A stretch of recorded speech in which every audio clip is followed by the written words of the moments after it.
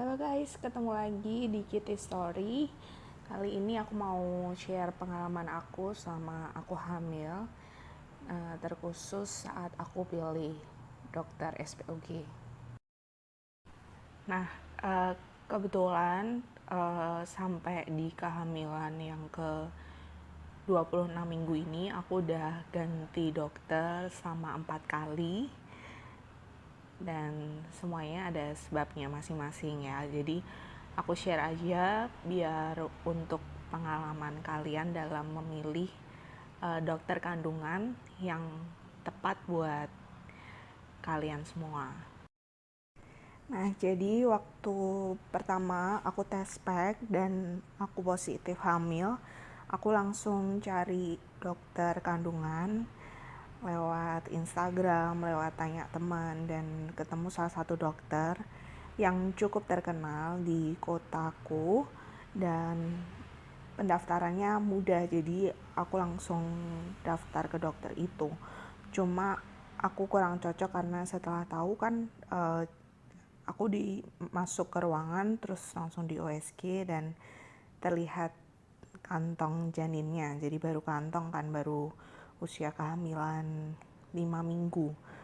Nah, menurut aku dokter ini cukup terkenal tapi tidak menjelaskan secara detail. Ya, yang aku maksud nggak detail itu, jadi kita sebagai ibu baru yang baru pernah, calon ibu yang baru pernah hamil 1 kali, kalau aku sih harapannya pengen dijelasin secara detail. Ini maksudnya uh, kandunganku tuh seperti apa, terus apa aja yang nggak boleh aku pakai. Sedangkan waktu itu aku tanya seputar skincare apa yang nggak boleh aku pakai, jawabannya tuh tanya aja sama penjual skincare-nya gitu, ada kandungan yang berbahaya nggak, karena saya nggak tahu apa yang ibu pakai gitu. Dan menurut aku itu tidak menjawab, jadi aku putuskan untuk cari dokter yang lain. Nah, kemudian aku ke dokter teman aku. Jadi ini dokter kedua, karena teman aku cek kandungan di sana, aku juga ikut. Nah, dokter yang kedua ini cukup detail dalam menjelaskan. Jadi dia memberi waktu untuk kita bertanya dan dijawab semua sama dia. Cuma seberjalannya waktu, ternyata dokter ini praktek di salah satu rumah sakit, dan otomatis kita harus melahirkan di rumah sakit itu, dan itu tempatnya di kabupaten, jadi bukan di kota. Dan aku cerita ke orang tua, dan orang tua aku menyarankan untuk tidak melahirkan di rumah sakit kabupaten, pilih yang di dalam kota. Kemudian aku cari lagi lewat Instagram,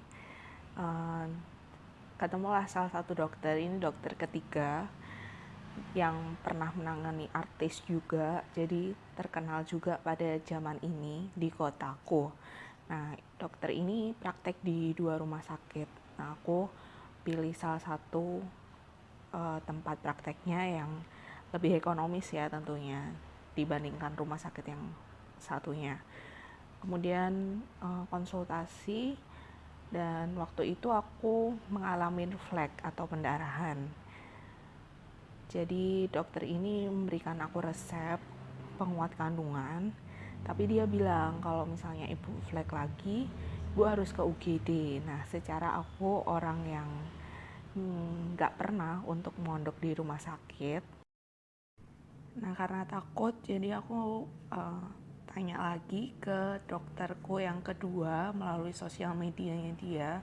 Aku tanya pendapatnya, kalau aku flek apakah aku harus ke UGD, karena aku secara jujur nggak pernah ya mondok di rumah sakit, dan kalau bisa perawatan di rumah kenapa harus di rumah sakit. Dan dokter yang kedua ini bilang kalau ibu cukup bed rest selama 1 minggu dan diberikan resep.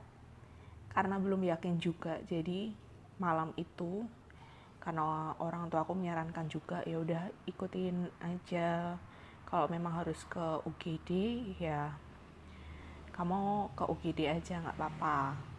Tapi karena aku nggak mau, jadi aku memutuskan cari dokter lagi yang malam itu praktek, dan inilah dokter keempat. Nah, setelah masuk ke ruangan dokter, dokternya ramah dan memang udah berumur tapi nggak terlalu tua.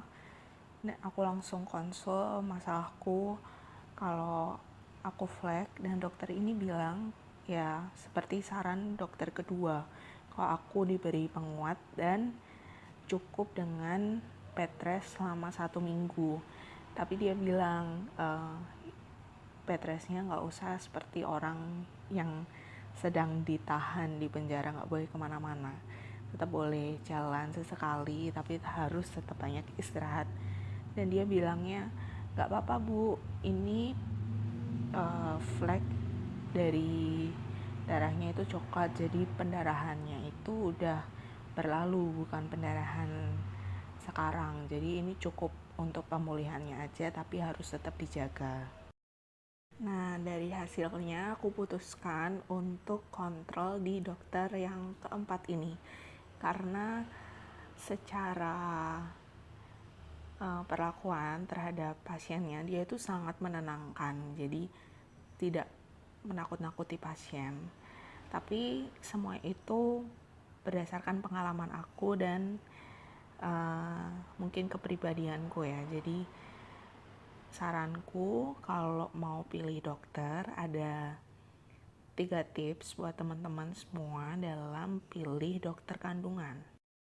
Nah, tips yang pertama, pilih dokter kandungan yang sesuai dengan kepribadian kalian atau keinginan kalian.